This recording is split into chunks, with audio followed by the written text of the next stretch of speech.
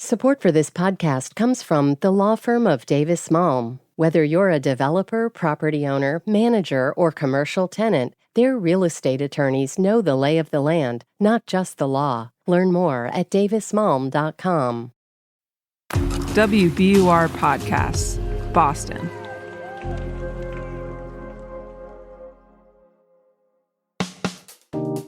I'm Daryl C. Murphy, and you're listening to The Common.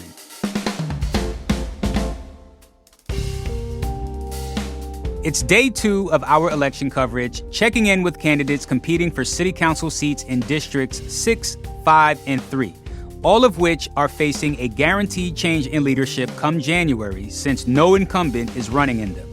Today, we're heading to District 5, and that's made up of Hyde Park, Mattapan, Roslindale, and Reedville. Now, earlier this year, District 5 Councilor Ricardo Arroyo was one of 2 incumbents eliminated during the preliminary. That's a big deal, since in Boston, incumbents typically remain in office. Now, voters will choose between Enrique Pepén and José Ruiz on this election day. We met up with each of them in a location of their choosing and gave them 6 questions to answer in 6 minutes. We start with Enrique Pepén. So, to start us off, can you introduce yourself? Yes, my name is Enrique Pepén, and I'm currently running for Boston City Council in District 5. Feel free to tell us about yourself. Of course. So I consider myself a son of Boston, born and raised here in Boston. My parents are from the Dominican Republic originally, and I was raised in Charlestown, Boston, actually, over at the Boston Public Housing Authority. So my parents were evicted from there when I was 9 years old. I then served as a translator for my parents to help work with the BHA, where we got relocated to Roslindale. Now I'm raising my own 2 kids there with my wife. And tell us, where have you brought us today? We are currently at Brothers Deli here in Mattapan Square. It's probably one of my favorite spots in the district where I come to have breakfast on a usual basis. Got it. So tell us, why should the residents of District 5 elect you to represent them on Boston's City Council? You know, I'm doing this because I'm very grateful to the city of Boston. I went to public schools. I lived in public housing, learned how to swim in a public pool, and I learned how to read in a public library. So when I look at my upbringing and what my parents went through, I don't want to be on the sidelines anymore. I don't just want to work for government. I want to be a representative. I want to fight for those policies that are going to impact the people's lives that live in the district. I want to fight for, affordable housing, strong public schools, cleaner parks, better environment for our future generations that are coming down the line. Because at the end of the day, it's up to us that are here in the now to make sure that the future is brighter. And with that said, if you're elected, what is your top priority heading into office? Yeah, top priority for me is the affordability of the district. As I mentioned before, my family was evicted, so I know firsthand what it feels like to have to relocate due to that. And my rent is going up every year. It's gone up $300 since I moved to this one spot. And I'm fearful that I cannot purchase a home in my district. Unless my wife and I are making upwards of $300,000 combined. With the high interest rates, the high prices of homes, it's a story that resonates amongst a lot of folks coming from my generation, where we're not necessarily broke, but we're not the wealthiest either. So we are in a catch-22. So I just want to fight for that. Understood. Along those lines, your district includes Roslindale, Hyde Park, and Mattapan, where we are now. And the BPDA, the Boston Planning and Development Agency, recently approved a planning initiative for Mattapan to help bring more prosperity here and make it a more walkable area. Thinking of that type of plan, how would you ensure that the residents of this area will be able to stay and benefit from those development plans and not be pushed out by those forces of gentrification? Yeah, thank you so much for bringing that up, because I think about it a lot. And when it comes to the development that will be proposed in the neighborhood now with the new plans, I want to make sure that there are 3-bedroom apartments, 4-bedroom apartments, because in my district there's a lot of families that a studio unit is not going to work for them. And I want to make sure that it is not those 80%, 90% AMI units. It's the 20%, 30%, 40% units where people that are making $40,000 to $60,000 a year are actually able to afford it. Because what's happening is that the definition of affordable is different amongst developers and the residents. And I want to make sure that it resonates with the residents of my district, specifically Mattapan, where we are today, where a lot of that development is being proposed. And now, for perhaps the most important question. If somebody were new to the area or somebody were visiting your district and they wanted to plan a day or something, where should they start? Ooh, I love that. I would probably say, let's go to Fornax Bakery, which is up the street from my house in Roslindale, and it's it's a small, beautiful bakery with freshly made bread every morning. French rolls, sourdough, English bread, anything you could think of, they have it there, and they will cut it for you there. So Fornax Bakery in Roslindale. All right, I'm making a note for myself. Well, Enrique, thank you so much for taking the time to do this. We truly, truly appreciate it, and I'm sure our listeners will appreciate it too. So thank you. Thank you so much for having me. That was Boston City Council candidate for District 5, Enrique Pepén. We'll be back in District 5 after a quick break.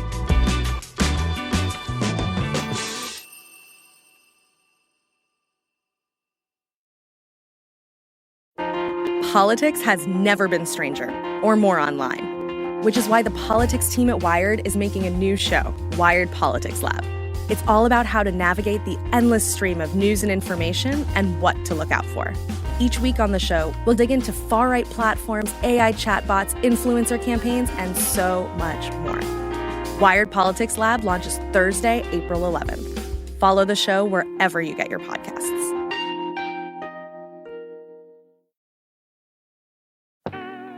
And we're back and taking you from Mattapan Square down the road to Norfolk Park to meet up with District 5 candidate José Ruiz. To start us off, can you introduce yourself? Sure. My name is José Ruiz, and I'm a candidate for City Council, District 5. Understood. Can you tell us a little bit more about yourself? I consider myself a son of Boston. I grew up in Boston. I came here when I was less than 2 years old. My mom is Afro-Latina. She's probably the most famous Afro-Latina in the city of Boston. She's one of the founders of Villa Victoria. I consider myself a son of Boston because I've moved around a little bit, but I grew up mostly in the South End. I've been comfortable wherever I've been, and the reason we're here in Mattapan is because I feel like Mattapan adopted me back in 2004 and made me one of those. Now, why should the people of District 5 elect you to represent them in Boston's City Council?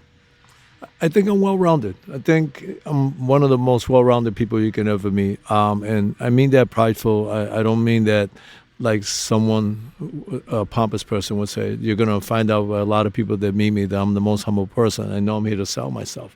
I have a wealth of experience. I'm a former agency director. I don't like when people just paint me with the same brush that I'm a police officer, bro. I'm a former agency director. I'm a former regional administrator of the Parks Department. I've led capital improvement projects. I've raised funds. I've started organizations. I've been presidents of community boards. And I've never stopped being a community organizer, if anything else, an activist. If elected to the City Council, what will be your top priorities heading in? That's a good question. I just think I think everything's the top priority. And so let's just pick education. We pay top dollar here in the city of Boston for our kids to get educated, but, we're not the top academically in the United States. I like Mary Skipper. I think she's a great superintendent. I think our folks are a little too rough on her and everything else. I want to give her an opportunity to succeed. She has succeeded in other places. It's important that our kids walk away after graduation knowing that they received top a quality education throughout. I'm also a big security person. I will never stop pushing security until you wake up at 3 a.m. and decide you want to take a walk. And I know you're safe anywhere in the city of Boston. That's important to me. Transportation, I'm a realist. I grew up wanting 4 things as a South Ender: a car, a motorcycle, a bicycle, and a T-Pass. I grew up on the 43 bus. I didn't buy a car till I was 26 years old. I knew my way around the city. So everything's a priority for me, believe it or not. your district includes Hyde Park and Mattapan. Now, early this year, the Boston Planning and Development Agency adopted a new planning initiative that aims to bring more prosperity to Mattapan. With that in mind, what will you do to avoid those forces of gentrification that tend to push people out and make sure that longtime residents will be able to stick around and benefit from the new development that's planned for that area? Your words ooze gentrification. And I tell people all the time, I like to think not just a year ahead, 5 years ahead, but 10 years ahead and further. I tell people all the time, I'm a victim of gentrification in the South End where I was outpriced. The neighbors are going to have to make some really, really tough decisions. First and foremost, I've heard about these 15-minute communities. And I tell people all the time, Boston's not a grid city. Sometimes most of our streets go in circles before you come, to a complete stop. Our public transportation doesn't work as well as we need it to work and everything else. But then I speak to a lot of people who want to stay in the neighborhoods, who want their kids to have an opportunity to stay in the neighborhood. And I love the children. That's what I picked apart. I want people to know that, trying to keep people in their neighborhoods is a top priority for me. How we're going to do that? We're going to do that. People are going to have to understand if you make it attractive enough, other people will come. So is that what you want to do? If you want to keep it status quo, maybe the people will stay. I don't have the right answer, but I tell people all the time, I'm not going to stop searching until we find it together. Understood. Now, on to our final question. If someone wanted to get to know some of the neighborhoods in your district, where should they start? Oh, man, first and foremost, you got to be a jogger. I mean, there's great places in Roslindale, Mattapan, and in Hyde Park. Stop that, man. There's stop with the restaurants. We have great restaurants in Rossley, Mattapan, and Hyde Park. And if you don't believe me, call me. I'll take you out. First meal on me. All right. You heard it. Well, Jose, thank you so much for taking the time to talk to us. We really appreciate it. Thank you so much. I really appreciate it.